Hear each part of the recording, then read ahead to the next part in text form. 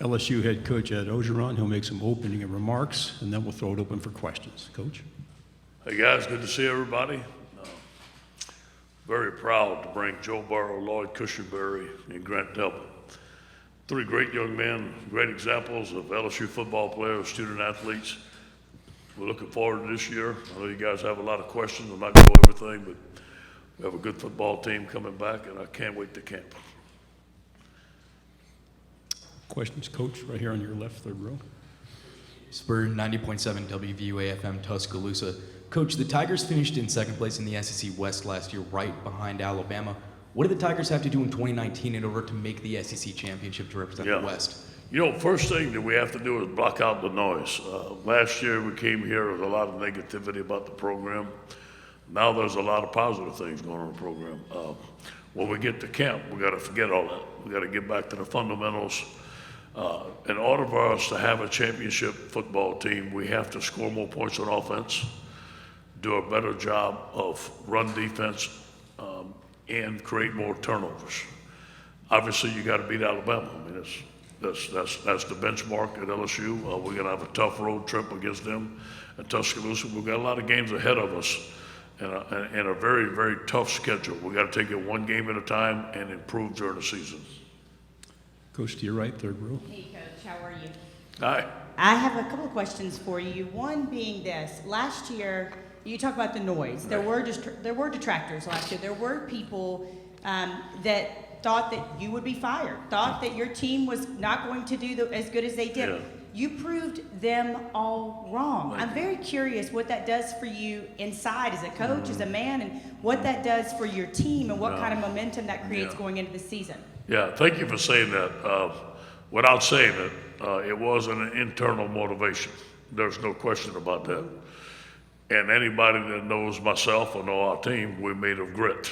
And we're up to challenges. But you know what? You got to give credit to our coaching staff. You got to give credit to our football team and administration. Everybody pulled together. We talk about being one team, one heartbeat, together like that. And we showed that last year. And you know, we had a lot of players that people didn't know about.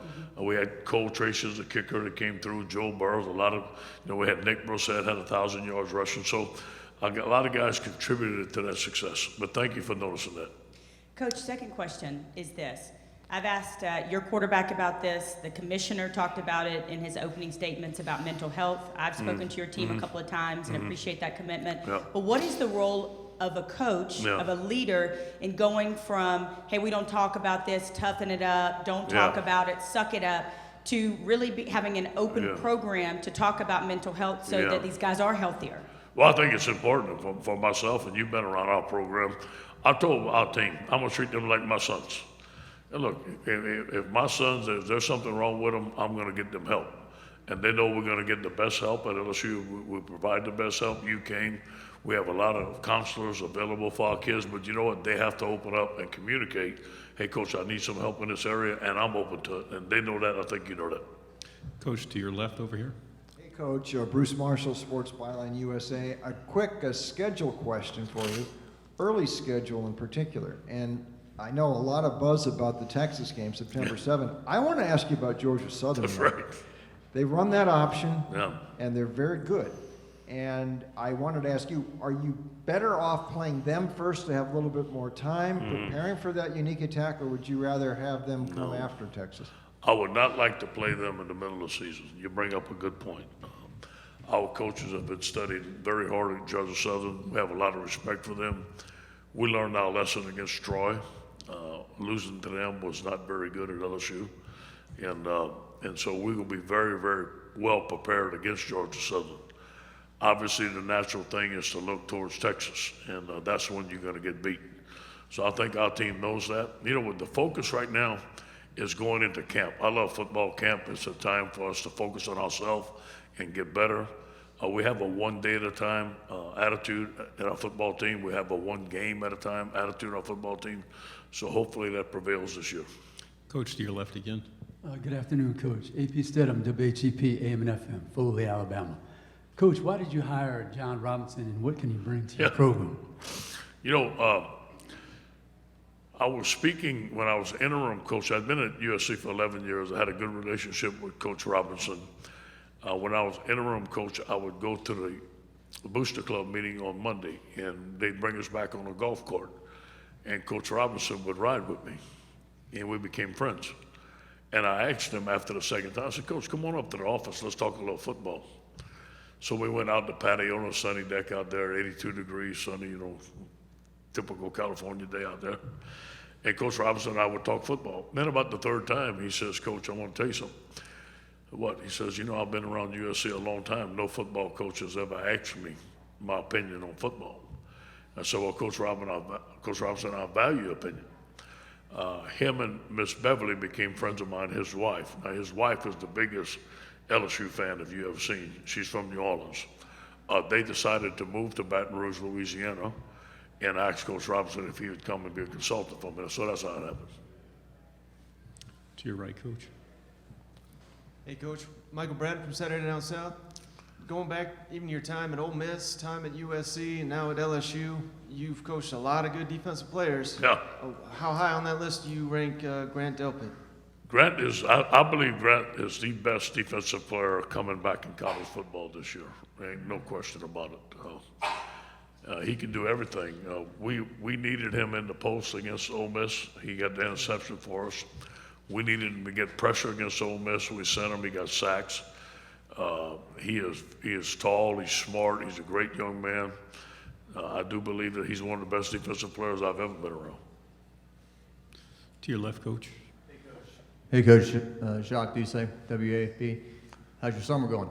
Good, Jock. Good to see you, man. Good to see you. Happy birthday, a week late. Yeah, thank you.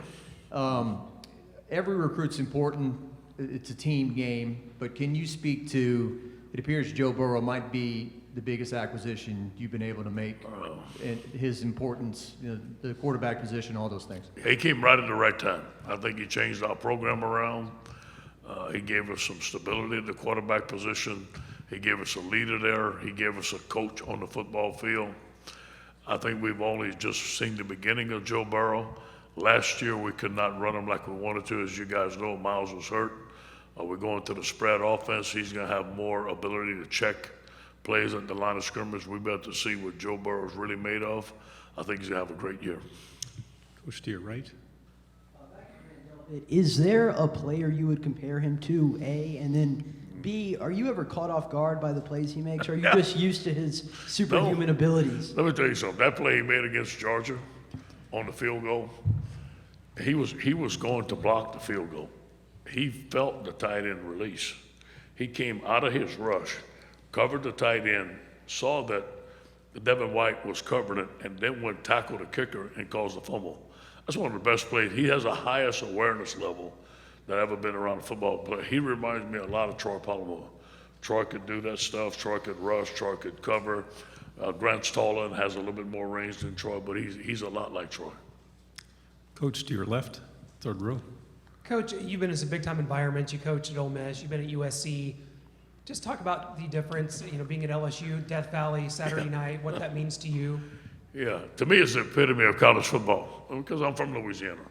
I mean, that's what I always wanted to be, and to be born in South Louisiana to represent the great state of Louisiana is a privilege and an honor. But I also understand the expectations of LSU to win championships. And when you line up and play the schedule that we play, and you play the teams that we play in the SEC, and then the LSU Alabama game. I mean, I don't know if you could ask for a better atmosphere. It's a heavyweight fight every time it is. The atmosphere is unbelievable.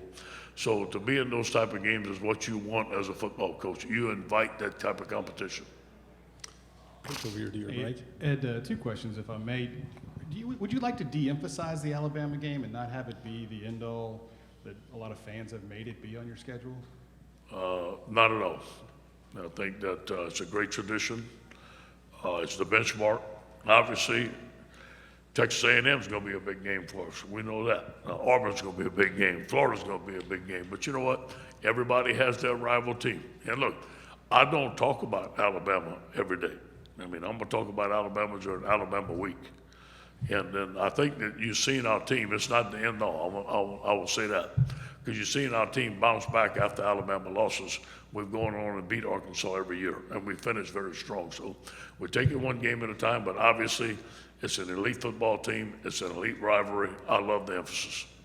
To your left, Coach. Hey, Coach, I got to ask you this. I'm a Redskins fan, and Darius Geis, Yeah. really sad last year, hurting himself in that first game. Have you talked to him? Is he ready to go? He's ready to go.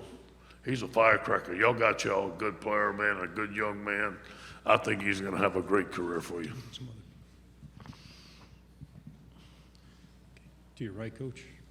Coach Matt Trent, WBRZ in Baton Rouge. You kind of touched on it a little bit before, but you've said earlier that this is the best secondary that you've been around, and you've been around some really big names, defensive backs, safeties. Why collectively is this one the best? I think because of the four guys that are playing. I think that I've been around some singular guys that, may have been as good or better, but I think collectively you look at Grant Delpit, you look at Christian Fulton, who's the top-rated cornerback coming back in the league. You look at Derek Stingley, who was the #1 player in the country. Derek could have started. He came practice us for a week. He could have started for us at the bowl. He's that good. And then you look at Jacoby Stevens, who's a 5-star out of Tennessee, a tremendous football player. You look at Todd Harris, you look at Marcel Brooks. Backing those guys up, you got Cordell Flott, you got Jay Ward, you got Kelvin Joseph. I mean, we just have a lot of depth at that position, and those guys know how to play, and they're well coached by Bill Bush and Corey Raymond. I think that those guys are going to be a force for us this year. Again, over here on your right, Coach. Coach, you briefly mentioned that Texas A&M game. What did that game and the way it ended last year and how crazy it was do to add fuel to that rivalry? Well, I think it added a bunch. I think that, obviously I'm not going to talk about the things that happened. We all know what happened. But, both teams fought. I mean, for 7 years, I give them credit. They fought. Give our team credit. We fought. I think that it adds to the rivalry. It's a team that is going to be at the end of the game. At the end of the year, it should mean a lot. They're coming to Baton Rouge. Let's see what happens. Steve Snyder. Hey, Coach. Steve Snyder, WAFB Baton Rouge. You touched on it. Joe was the right guy at the right time. He just seemed so comfortable in his role with your team. And you knew a lot of what you were getting, but is there something that maybe surprised you, a positive thing that you didn't see coming, and he got here and you've seen it? I knew he was tough, and some guys talk about tough, and they're not that darn tough, but he don't say a darn thing, and he's tough as a linebacker. He reminds me a lot of Bobby Hebert. Bobby was a teammate of mine. Bobby had all those intangibles, was tough, could take a hit. Joe's like that, and Joe's that type of player. Joe, when he speaks, everybody listens because of the way he works. And I told somebody a little bit earlier, we had a recruiting weekend. Now, we couldn't go, but they asked if the recruits could go see our players practice on Saturday morning, 10 o'clock. I said, sure, they can go, but we don't have a practice. They said, oh, yeah. Joe got the whole team to volunteer to practice on Saturday morning at 10 o'clock. Now, I've never been a part of that. So his leadership skills are unbelievable. Coach in the middle. Coach, did you decide to change the offense after the Alabama game, or you had made that decision earlier? That has something to do with it, obviously, but that decision has been weighing on my mind. I wanted to go to it. I wanted to get to it. It was a process. The roster wouldn't let us get to it. My staff wouldn't let me get to it. I didn't have the staff equipped well enough to get to the spread. When we brought in the Saints last summer, and Joe got up and made his presentation. I wasn't in there for the whole presentation. And he presented the RPOs to the defense, and I asked the coaching staff to say the guy was tremendous. Greg McMahon is a good friend of mine, and Pete Carmichael, Sean Payton, those guys raved about Joe Brady. And that's when I knew I wanted to hire him. But we wanted to go to the spread. I eventually wanted to get to it. But you know what, Ed? We still want to run the football. We got to be 50-50. We got to be strong. We got to have a power game. But we will run the spread. And Joe Brady is a big reason why we run it. To your left, third row. AJ Spur, 90.7 FM, Tuscaloosa. Coach, you touched on this great secondary that you're going to have this season. The SEC is also full of amazing quarterbacks. Yeah. Can you speak on some of the quarterbacks, maybe even in the SEC West, that you'll be facing more often? Tua's release is unbelievable. The RPOs that we run, obviously with the athletes around him, fits what he can do. He can scramble, he's tough. He was playing on 2 hurt knees, or 1 hurt knee, whatever. His awareness level is very high, so he's a very good quarterback. But we face good quarterbacks, and Texas's quarterback is a phenomenal quarterback. I mean, he's hard to tackle, so we're going to face great quarterbacks every week. But that's part about being in the SEC. You're going to face the best. Time for 2 questions. First is right here. Yeah, so how has Joe Burrow adapted to this new offensive scheme that you'll be running this next year? And how do you think it's going to work better than the system that you were running last year? Well, this is the system that Joe's used to. And so he fits into, the quarterback runs, the checks in the line of scrimmage. This is the stuff that he ran in Ohio State. He was very, very quick to learn it. Loved it. I think he's going to do well. What was your second question?